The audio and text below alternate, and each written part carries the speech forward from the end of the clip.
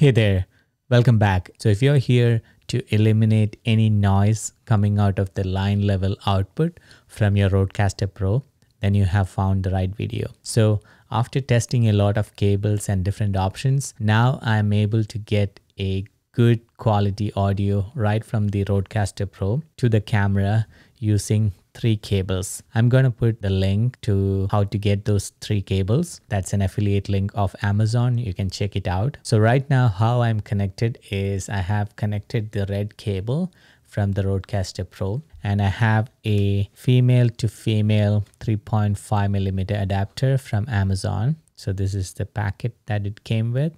And that is because the attenuator cable that I got have a male on the other side, the line level input. If you can get an attenuator cable that has a female receiving end for the line level input, then you don't need this additional cable.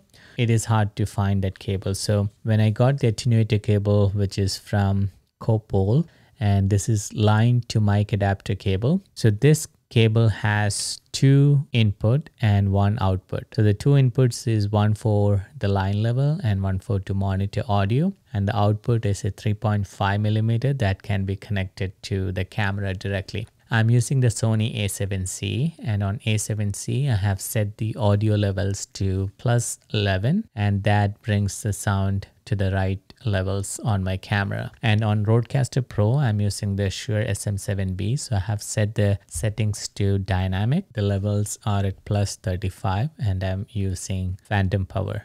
So basically very simple setup, and I have set all the audio processing to default so I don't have to mess around with it. So this is how it sounds like, and without this you will see how horrible it sounds if I connect the red cable directly to the camera.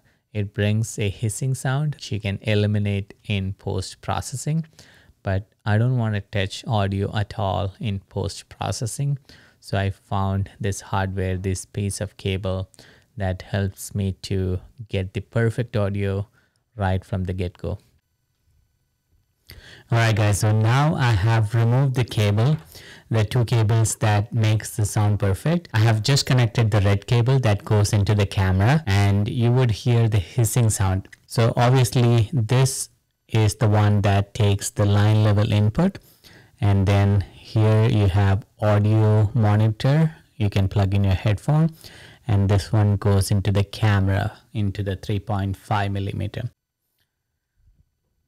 Alright, now back to the setup. Now I have plugged in that 3 cables, and this is how it sounds like. So you can see the hissing sound is completely gone, and you have a much cleaner audio directly coming out of the camera. So what do you think about this? I think it's pretty useful, especially if you're doing live and if you have a camera that can be used as a webcam and you don't want to add additional cables for audio, then this is the way to go. And if you're like me and if you're not interested in spending time correcting the audio in post, then this saves a lot of time. By connecting directly from the Rodecaster to the camera avoids any of that and saves a lot of time. Make sure that the camera levels and the levels on the Rodecaster Pro is set according to your mic, and then you should be all good. Alright, I'm super happy to have this working, and I was trying different options for so long, so I thought I will share this video for anyone else who is having similar problems where they are getting the mic hiss or noise from